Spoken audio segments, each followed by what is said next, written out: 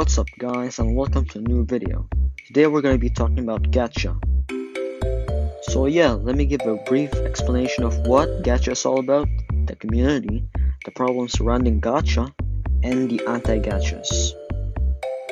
Also, just a quick disclaimer, the video you're about to see is going to be a little weird and inappropriate, but if you're interested in what the gacha or the community is like, just bear with me. Also, please don't harass anyone that I mention in this video because they're already getting paid for what they make, and I just think it's not cool to add the weight to their problems, especially if they're already dealing with one. Are we done? Let's see. Hurry the heck before I leave the video. Okay. Gacha is a dress-up game that's intended for children 9 above. You can create and customize your own chibi characters. You can also make your own stories and mini-movies using your characters, and even play minigames. Some of you can take it a step further as to create these beautiful looking animation memes, parodies, music videos, and so much more. Hey now, don't think this is all sunshine and rainbows, because that's only the tip of the iceberg. There's so many things worse than what I said.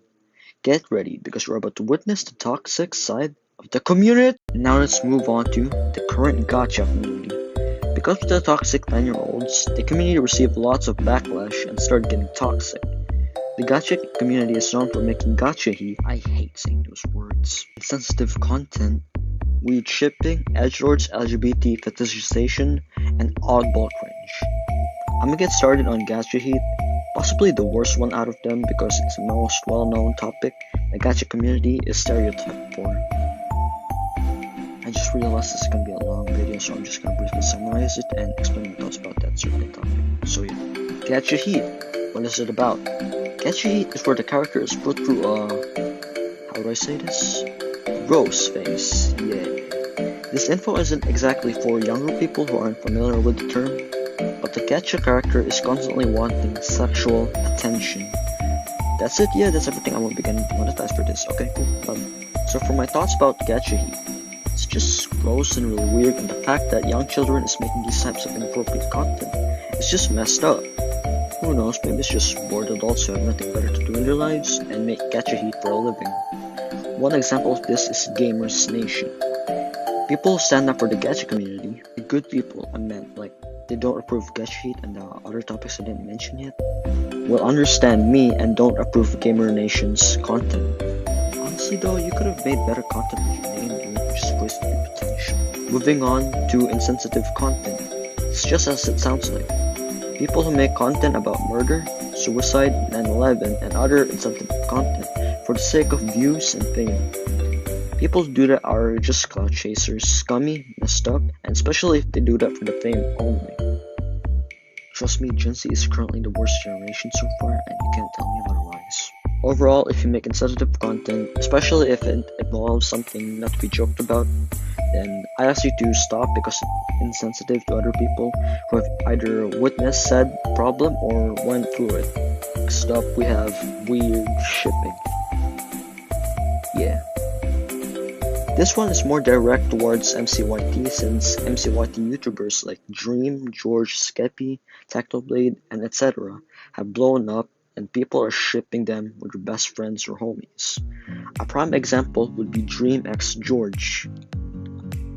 God, that sounds weird. Also, I'm not a homophobe. I don't care about the LGBT community. Not like the mean way, like I don't support prideful and something like that. I just don't care about what they do or what they're doing. They can do their thing and I don't want anything to do with it. Okay, let's continue. Shipping people, especially when they're not comfortable with it, is not cool. This doesn't just go for MCYT. There are also gacha users who ship kids with adults. And don't even get me started with the My Hero fandom. To put it simply, they ship people in real life for the sake of their own fantasies, and that's that. Edgelords. Let's talk about it. According to Google, an edgelord is someone who deliberately talks about controversial, offensive, taboo, and nihilistic subjects in order to shock other users in an effort to appear cool or edgy. I wouldn't say e-boys or e-girls are edgelords, but that's subjective.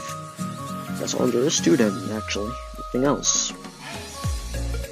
LGBTQ fetishization. Gacha users seem to like to fetishize gay people, and for a reason I don't know. It's Stuff like the ooh softy and the gangster looking guy is a prime example of LGBT fetishization.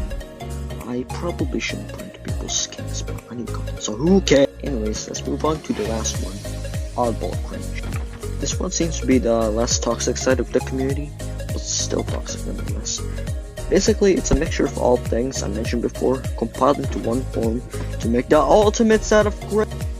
I apologize for that. I have to make actual comedy for once. Jeez, I'm sorry. Odd, surreal, or horrifying cringe is where the gacha character is doing something bizarre like war, having weird fetishes like Anyways, that's about it for oddball cringe. It's just something